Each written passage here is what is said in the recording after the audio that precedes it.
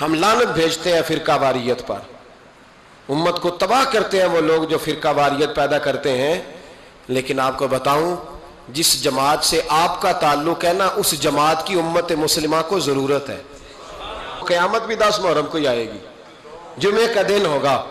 تو میں آج دل کو حاضر ناظر رکھ کے، اپنی طبیعت کو حاضر پا کے باشعور آپ کو کہہ رہا ہوں، جاگ کے سننا خدا کا واسطہ.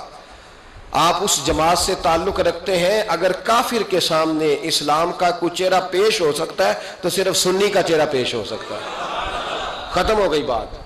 ورنہ کوئی صحابی کا بے ادب ہے، کوئی اہل بیت نبوت کا. آج مجھے کہہ لینے دو، کھول کے کہہ لینے دو. لوگ دلیلیں دیتے پھرتے ہیں، کہتے ہیں جی ایک وہ پینٹ کوٹ والا مولوی ہے، اس نے اینک بھی لگائی ہے، داڑھی بھی رکھی ہے، پینٹ کوٹ بھی پہنتا ہے. اس نے جی 1500 بندہ ایک دن مسلمان کر دیا، ایک دن 1000 مسلمان کر دیا. پر پتہ ہے وہ بدبخت کہتا کیا ہے؟ وہ کہتا ہے امیر المومنین یزید رضی اللہ تعالیٰ عنہ. میں کیا کروں اس کے 1500 مسلمان کو یا 2000 اس کے کلمہ، اور وہ جی بڑی دلیلیں دیتا ہے. وہ دلیلیں سنبھال کے رکھے، وہ دلیلیں جو جی بڑے لوگ اس کے ساتھ ہوتے ہیں. تو کربلا کے موقع پر زیادہ لوگ یزید کے ساتھ تھے، زیادہ لوگ. ہم کثرت کے قائل نہیں، ہم حق کے قائل ہیں. ہم چھوڑ دو بات، دلائل کی طرف آؤ. عجیب تماشا ہے. اور ایک مولوی صاحب اس کی حمایت کر رہے تھے، کہتے نہیں بندہ ٹھیک ہے، وہ بھول گیا تھا، اصل میں قصور عبید اللہ ابن زیاد کا تھا، اصل میں غلطی عمر بن سعد کی تھی، تو یزید کو زیادہ الزام نہیں دینا چاہیے. میں نے کہا بڑی تمہاری قریبی رشتہ داری ہے یزید کے ساتھ، تو اللہ سے دعا کیوں نہیں مانگتے کہ تمہارا حشر یزید کے ساتھ کرے؟ مانگنی چاہیے نا دعا. کیا خیال ہے آپ کا؟ ہم الحمدللہ جمعے والے دن مسجد میں بیٹھ کے دعا کرتے ہیں، یا اللہ ہمارا حشر امام حسین کے غلاموں میں کرنا. تو بھی کرنا، جرت کر، جرت. ہماری جرت دیکھ، ہم یہ نہیں کہتے ان کے ساتھ کر، ہم کہتے ہیں یا اللہ ہمارا حشر ان کے. ہماری جرت دیکھو، ہم ان کے غلاموں میں، قدموں میں، نوکروں میں بیٹھنے کو دعا مانگ رہے ہیں، یا اللہ ہمارا ان کے غلاموں میں، غلاموں کے.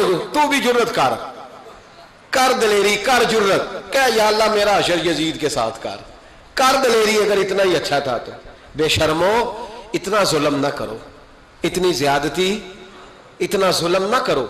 یہ ظلم ہے. امام حسین جمعے والے دن خطبہ پڑھنے لگے. جمعے سے پہلے امام حسین نے خطبہ پڑھا، اور آپ نے ایک جملہ کہا جو ہمیشہ یاد رکھا جائے گا.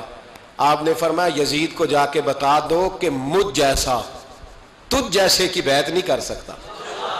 او کیا فکرہ ہے امام علی مقام کا. فرمانے لگے مجھ جیسا تجھ جیسے کی بیعت. اور آپ فرمانے لگے بتاؤ اس وقت پوری دنیا میں کوئی نبی کا نواسہ موجود ہے میرے سوا؟ حضرت آدم سے لے کر مصطفیٰ کریم تک اس وقت پوری دنیا میں کوئی نبی کا نواسہ ہے؟ اور فرمایا اگر میں ہی ہوں پوری کائنات میں. لوگ کہتے ہیں فلانا علامہ صاحب کی تبلیغ بڑی ہے. ہم سے بڑا کون ہوگا تبلیغ کی بات کرنے والا؟ لیکن ڈرو اللہ سے، ڈرو، گمراہ نہ کرو قوم کو. یہاں تباہی اتر گئی ہے. کوئی بڑی داڑھی رکھ کے معاذ اللہ تعالیٰ اہل بیت کے بارے میں بکواس کرتا ہے، اور کوئی بالکل داڑھی مڈا کے ننگا سر کر کے ممبروں پہ ناچتا ہے اور صحابہ کے بارے میں بکواس کرتا ہے. میرے مصطفیٰ کے پاس اگر ابو بکر آئے ہیں تو وہ بھی شان والے ہیں، اور اگر بی بی عائشہ صدیقہ ان کے بستر پہ رہی ہے تو وہ بھی شانوں والی ہے. مولا علی شیر خدا کے بارے میں جو بات کرے پکا بے ایمان ہے. عجیب تماشا لگ گیا ہے جی. جو رب نبی پاک کے جسم کے قریب مکھی نہیں آنے دیتا، وہ گندا بندہ حضور کے قریب آنے دیتا ہے؟ عجیب تماشا ہے. امت کو تباہ کر رہے ہو، کافر کو موقع دے رہے ہو یہ کہنے کا کہ تمہارے نبی کے پاس بیٹھنے والے ٹھیک نہیں تھے. اگر حضور کے پاس بیٹھنے والے ٹھیک نہیں تھے تو بعد والے کیسے ٹھیک ہو گئے؟ تو یہ باز آنا چاہیے ان بے شرموں کو. یہ امت میں تفرقہ ڈالتے، بے حیائی کرتے.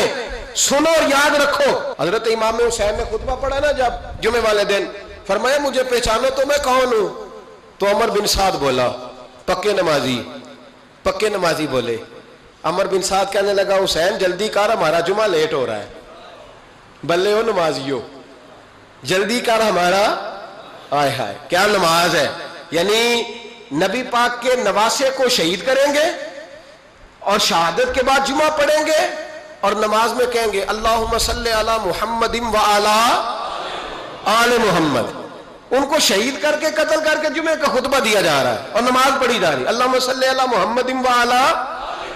تو میرا سنی بڑا بھولا ہے، کہتا ہے جی وہ زیادہ نمازیں پڑھتے ہیں، تو زیادہ نمازیں تو عمر بن سعد بھی پڑھتا تھا، تو بھولا۔ او خدا کے دیکھیں نا، جتنی نماز کی اخلاق کی بات شاید میں کرتا ہوں، آپ کو جماعت میں کم لوگ ملیں گے، لیکن یاد رکھنا نماز عقیدہ نہیں، روزہ عقیدہ نہیں، عقیدہ حسین ہے، عقیدہ حسن ہے، عقیدہ علی ہے، عقیدہ عثمان غنی ہے، عقیدہ عمر فاروق ہے۔ میں اس شخص کو کیا کروں؟ مجھے اس شخص کی کیا ضرورت ہے جو ممبر پہ بیٹھ کے کہتا ہے حسین ابن علی باغی تھے؟ وہ شخص، اس کی نماز روزہ حج زکات دیکھا جائے گا؟ آؤ قرآن مجید سورہ شورا آیت نمبر 23، گھر جا کے قرآن مجید کھولو، یہ والی آیتیں بھی پڑھا کرو، یہ والی بھی کھولا کرو۔ صحابہ جمع ہو کے نبی پاک کے پاس آئے، عرض کی یا رسول اللہ صلی اللہ علیہ وسلم، آپ کے خرچے زیادہ ہیں، آمدن کا ذریعہ کوئی نہیں۔ جس طرح آج لوگ ہر پیر صاحب سے نہیں پوچھ رہے، علامہ صاحب سے، کہ آپ کام کوئی نہیں کرتے، کپڑے پھر بھی سفید پہنتے ہیں، کیا ذرائع آمدن ہے، پھر بھی آپ گاڑی میں گھومتے ہیں۔ ہمارا تو پروگرام تھا مولوی بھوکا مر جائے، پر اس کے پاس آتے ہیں تو یہ تازی چائے پلاتا ہے، کیا مطلب، کس طرح کا رویہ ہے؟ صحابہ کے بار وہ یہ نہیں سوچتے تھے آتے کہاں، وہ کہتے تھے آگے بڑھ کے حصہ ڈالیں۔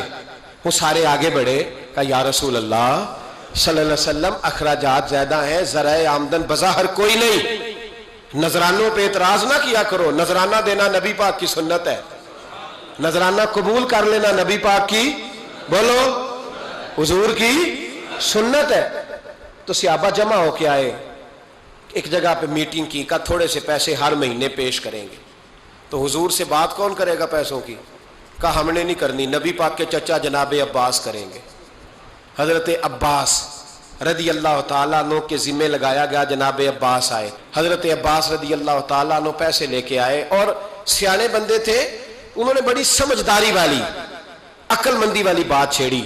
یہ نہیں کہا کہ حضور ہم یہ نذرانہ دیں گے، کہنے لگے یا رسول اللہ ہمیں پتہ ہے آپ کی مذہبی مصروفیت اتنی ہے کہ آپ کو ٹائم نہیں ملتا کاروبار کرنے کا، اگر آپ کام کریں گے تو پھر آپ کس طرح کر کے دین کا کام ہو سکے گا، اور یا رسول اللہ آپ نے جو ہمارے لیے کیا ہے اس کا ہم بدلہ نہیں دے سکتے، ایک حرف کا بدلہ نہیں دے سکتے، حضور یہ تھوڑا سا نذرانہ ہر مہینے لایا کریں گے، قبول کر لیں۔ نبی پاک کے سامنے رکھا ہی تھا کہ اللہ کا قرآن بول پڑا، کا کل لا اسألکم علیہ اجرا، محبوب ان سے فرما دو کہ میں نے تمہارے لیے بڑی تکلیف سہی ہے، پر میں تم سے کوئی اجر نہیں مانگتا، تم سے کوئی اجر نہیں مانگتا، ہاں اگر تم نے کچھ کرنا ہے الا المودۃ فی القربى، تو میرے قریبیوں سے پیار کرتے رہنا، میری ختیجہ سے پیار کرنا، میری عائشہ کا ادب کرنا، میرے قریبیوں کا احترام کرنا۔ یا رسول اللہ ازواج تو گھر میں ہے ہی، قریبی کوئی اور بھی خاص ہے جس کا ادب کرنا ہے؟ تو نبی پاک نے فرمایا ہاں، علی، فاطمہ، علی اور فاطمہ کی اولاد، فرمایا ان کا ادب کرتے رہنا، اس کا مطلب یہ ہوگا کہ تم نے میرے ساتھ بڑا ہی اچھا سلوک کیا ہے۔ کہا ان کا ادب کرنا، جناب علی، سیدہ فاطمہ، اور دونوں کی ان کا ادب کرنا فرائض دین، اہل بیت کا ادب کرنا فرائض